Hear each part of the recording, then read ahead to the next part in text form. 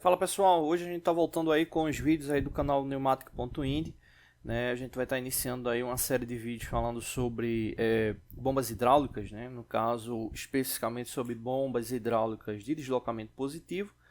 Essas bombas hidráulicas, né, de deslocamento positivo, o qual, né, a gente tem aqui a representação simbólica, né, de uma bomba de engrenagens.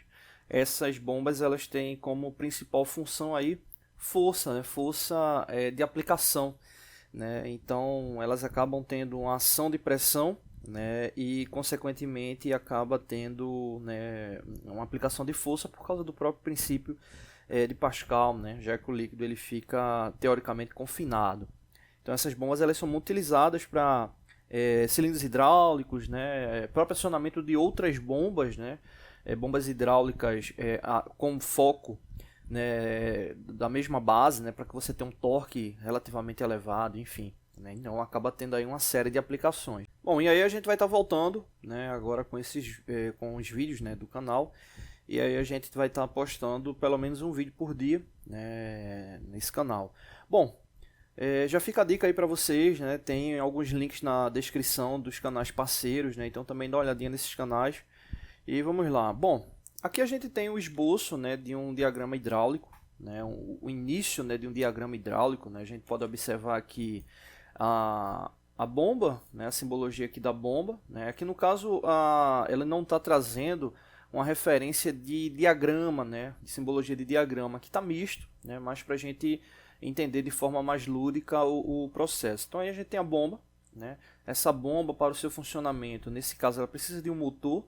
Então essa bomba ela deve ser acoplada, né, a um motor, e nesse caso a bomba, né, sendo acionada, ela tem aqui duas linhas, né, tem aqui a linha de entrada, né, e tem aqui a linha de saída, né. Essa linha de entrada vocês podem estar observando que ela está vindo desse elemento aqui, que representa justamente o tanque, né. Então aqui a gente tem essa linha de entrada que está vindo do tanque, ela passa pelo ciclo, né, de deslocamento positivo, né, ou seja, o fluxo de bombeamento, né, e ela vai estar seguindo aqui para essa linha de distribuição. Essa linha de distribuição você pode observar que aqui está cortado, né, ou seja, que seguiria normalmente para o processo final aí da ação desse ciclo hidráulico, né, seja ele qual for, né, então aí a gente deixa cortado mesmo. E aqui a gente tem a linha de retorno, né, a bomba de deslocamento positivo, né, ela precisa desse ciclo contínuo, né, de abastecimento, né. Então o ciclo ali em funcionamento faz com que se tenha esse retorno, né, com que se tenha esse retorno aí para o tanque, né. Então ela precisa ter esse acionamento e ter lá o retorno do fluido, né. Então acaba tendo essa ação. Essa ação aqui no caso ela está nesse ciclo aí, né, nessa ramificação que a gente está colocando, né, tem essa válvula aqui indicativa, que é uma válvula de segurança. Justamente se a pressão estiver elevada, você vai ter aqui uma tubulação que vai fazer com que o ciclo volte para o tanque também. Então ela acaba sendo a válvula de segurança do ciclo, né. Bom, além disso aqui a gente tem a representação de um manômetro, né, que é justamente o instrumento que realiza a medição da pressão no sistema.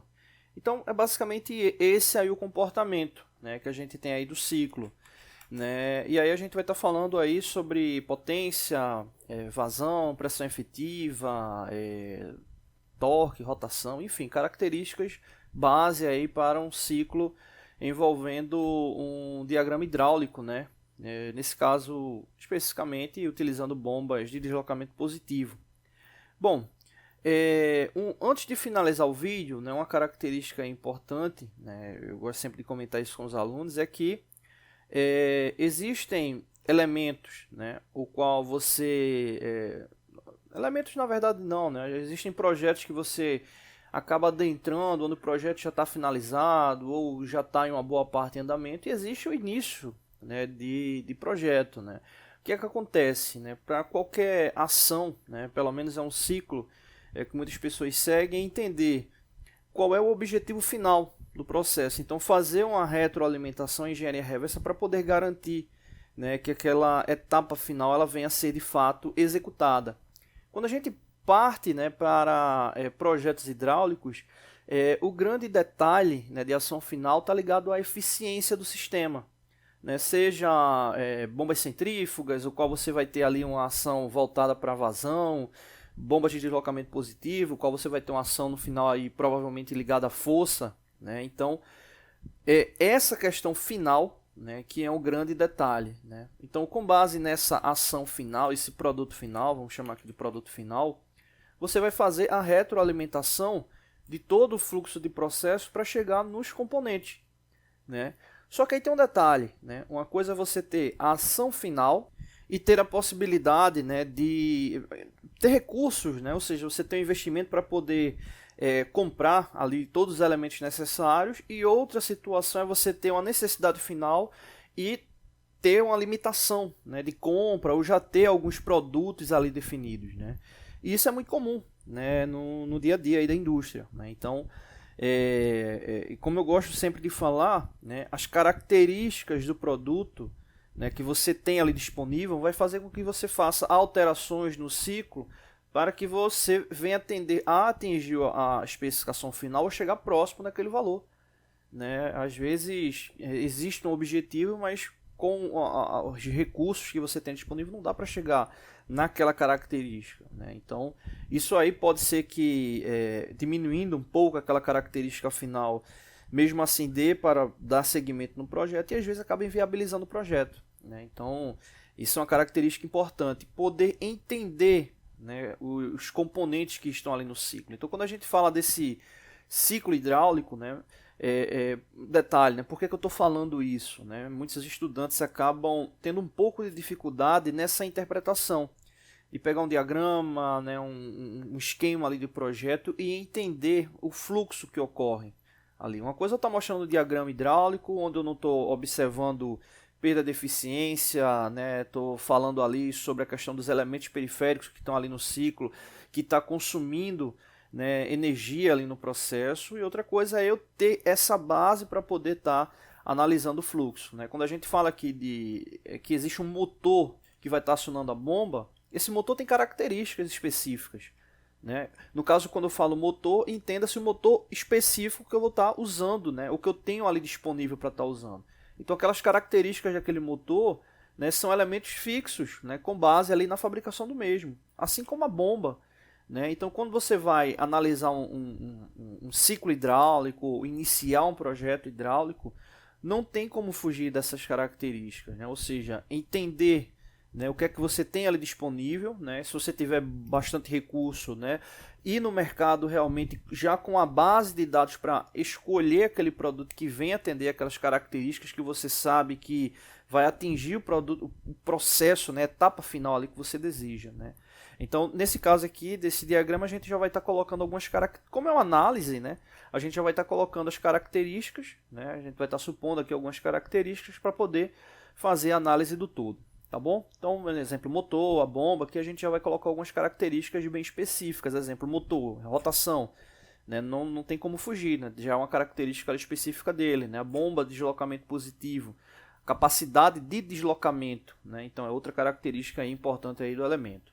Bom, então é isso. Não deixe de se inscrever no canal, né? Dá uma olhadinha aí na descrição, acessa os outros canais também, parceiros, tem muita coisa legal lá. Valeu!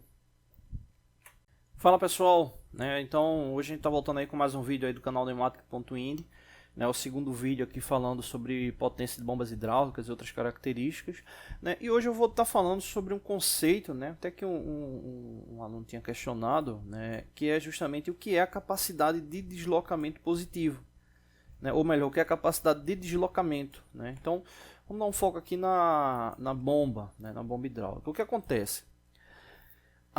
Quando você pega um sistema que você vai analisar, por exemplo, vamos supor que você está observando lá o sistema, está lá com o medidor de vazão, o rotômetro, ele está indicando lá 120 LPM, ou seja, 120 litros por minuto, né? Então aquilo é a vazão que aquele sistema está tendo ali, né? Naquele ponto que você está verificando.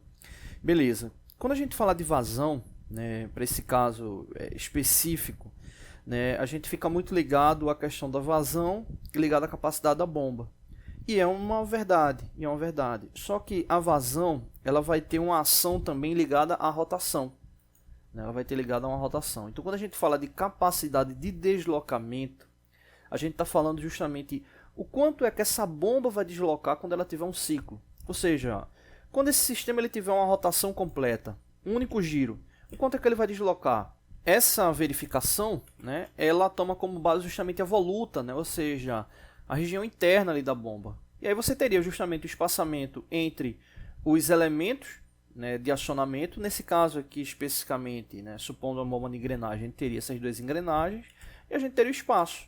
Né? Ou seja, esse espaço aqui é o espaço onde fica preenchido com fluido. Né? O preenchido com fluido. E quando ele dá um giro, né, ou seja, até fica melhor tecnicamente, né, quando ele completa um ciclo, né, ou seja, uma rotação, ele vai ter um volume deslocado. Não necessariamente todo esse volume de espaço entre as engrenagens e a voluta nessa parte interna, né? Mas uma boa parte. Né? E aí ele tem essa ação da capacidade de deslocamento, é um dado fornecido pelo fabricante. Né? Então normalmente ele vai trazer lá a informação 100 centímetros cúbicos por revolução, ou exemplo 8,4 polegadas cúbicas por revolução. Esse dado ele é um dado interessante porque ele é um dado fixo ali do elemento. Né? Ele pode ter variação tomando como base ali característica estrutural, né? Ou seja, características geométricas. Pode ser que a bomba já esteja desgastada, com folga, né? Então tende a variar, mas supondo que o elemento ele esteja em plenas condições, esse é um dado fixo. Né? Então, quando a gente fala de vazão, a gente está falando de uma associação entre a capacidade de deslocamento e a rotação que a gente vai ter ali no ciclo. Né? Então, falar 120 LPM é a capacidade da bomba, 120 LPM, 120 litros por minuto, ou seja, a vazão que está ocorrendo ali do sistema, ela é oriunda dessas duas ações. Né? A rotação do motor, ou seja, se você tiver uma rotação menor, você vai ter uma vazão menor. Se você tiver uma rotação maior, você vai ter uma vazão maior. Eu vou até falar uma observação depois sobre isso.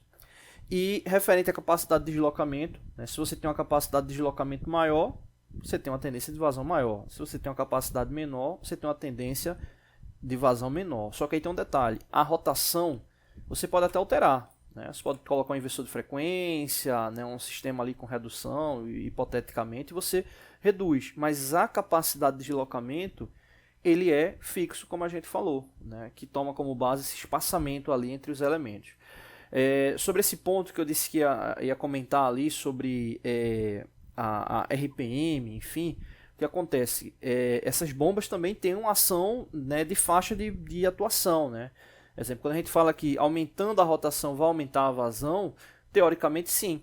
Só que se você tiver uma rotação mais elevada do que a capacidade de atuação da bomba, o que é que pode acontecer? Você pode ter um atrito muito grande, você pode ter problema no rolamento, problema nos elementos de vedação, né? E a bomba ela pode perder eficiência, um aumento de temperatura muito alta, né? Fazendo com que tenha mudança de viscosidade ali no elemento.